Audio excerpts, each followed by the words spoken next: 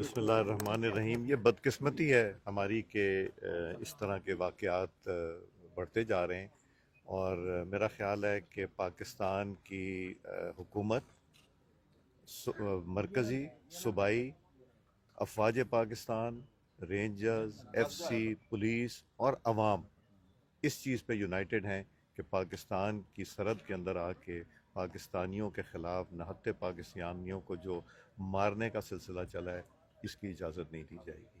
Prime minister صاحب نے کہا ہے، مجھے امید ہے کہ پرسوں شاید ہماری ان کیمرہ بریفنگ ہو سارے پارلیمنٹری لیڈرز کی. وہ جیسے ہی ہوگا وہ اناؤنسمنٹ ہو جائے گی. اگر وہ پرسوں ہوئی تو پھر بھی اطلاع ہو جائے گی. پرائم منسٹر صاحب نے یہ بیان بھی دیا ہے. اور ہمیں انفارچونیٹ چیز یہ ہے کہ جو لوگ سوشل میڈیا پہ اس کو ہوا دے رہے ہیں، اس چیز کو کہ دہشت گردوں نے کیا کیا، یہ افسوس ہوتا ہے کہ وہ ان کو پہلے پاکستان کا سوچنا چاہیے پھر کسی اور چیز کا. تو یہ دکھ ہوتا ہے کہ جو لوگ اس طرح کی چیزیں کرتے ہیں وہ پاکستان کے حامی نہیں بلکہ پاکستان کے دشمن ہیں.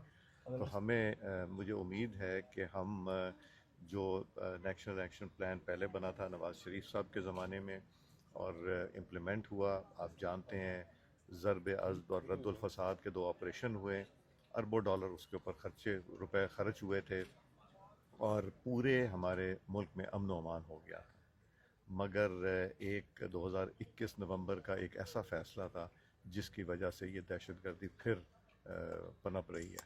انشاءاللہ اس کے اگینسٹ آپریشن بھی ہوگا، اس خرابی کو جڑ سے اکھاڑ کے پھینکا بھی جائے گا، اور پاکستان کے عوام کی جو سیفٹی ہے، جو ان کی بقا ہے، وہ ہم سب کے لیے بہت اہم ہے. آپ کو پتہ ہے کہ نواز شریف صاحب کے زمانے میں 2013 سے لے کے 2017 تک معیشت کہاں سے کہاں پہنچ گئی تھی. ہمارے ریزروز 25 ارب ڈالر کے ہو گئے تھے، معیشت تیزی سے اوپر جا رہی تھی. پہلے 2014 کا دھرنا ہوا، اس کے بعد نواز شریف صاحب کی حکومت کو گرایا گیا اپنے صاحبزادے سے تنخواہ نہ لینے کے لیے، جو کہ میں کم از کم 40 سال سے ٹیکس ریٹرنز اپنی خود فائل کرتا ہوں. مجھے نہیں پتا کہ یہ کون سا قانون ہے. یہ کمپنیوں میں ہوتا ہے کہ ریسیویبل ہوتے ہیں، مگر پرائیویٹ میں نہیں ہوتا. مگر وہ بہت ہی افسوسناک فیصلہ تھا جس نے ملک کو ڈی ریل کیا. 2017 نواز شریف صاحب کی حکومت ختم ہونے کے بعد آج تک ہم وہ ان چیز سے گزر رہے تھے. ابھی جو 1 سال کے میں جو مستحکم ہوا ہے پاکستان، جس طرح کے انٹرنیشنل ریٹنگ ایجنسیز بھی کہہ رہی ہیں، جس طرح انٹرسٹ ریٹ نیچے آیا، جس طرح پاکستانی جو پاکستان سے باہر بیٹھے ہیں اور پاکستان کا درد رکھتے ہیں، انہوں نے تقریباً 35-36 ارب ڈالر جون تک ہو جائے گا، 31-32 ارب ڈالر تک بھیج دیا. یہ وہ ہیں جو کانفیڈنس رکھتے ہیں پاکستان میں، یہ وہ نہیں ہے جو کہتے ہیں پاکستان پیسہ نہ بھیجو.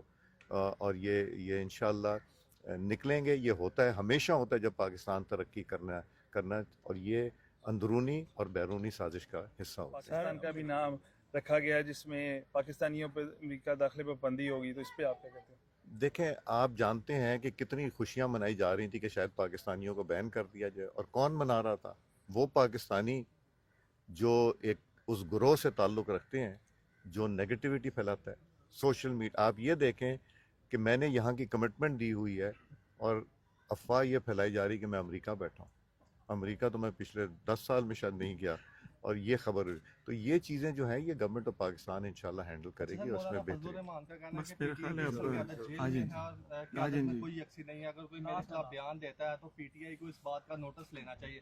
مولانا فضل الرحمان کا یہ بھی کہنا ہے کہ عید کے بعد وہ احتجاجی تحریک بڑے پیمانے پر حکومت کے خلاف شروع کرنے جا رہے ہیں. مولانا فضل الرحمان صاحب ایک بڑے زیرک سیاستدان ہیں، اور جس طرح کی غلیظ گفتگو اور کیچڑیں اچھالی گئیں مولانا فضل الرحمان صاحب کے اوپر، وہ بخوبی جانتے ہیں انہوں نے کس کے ساتھ کھڑے ہونا ہے اور کس کے ساتھ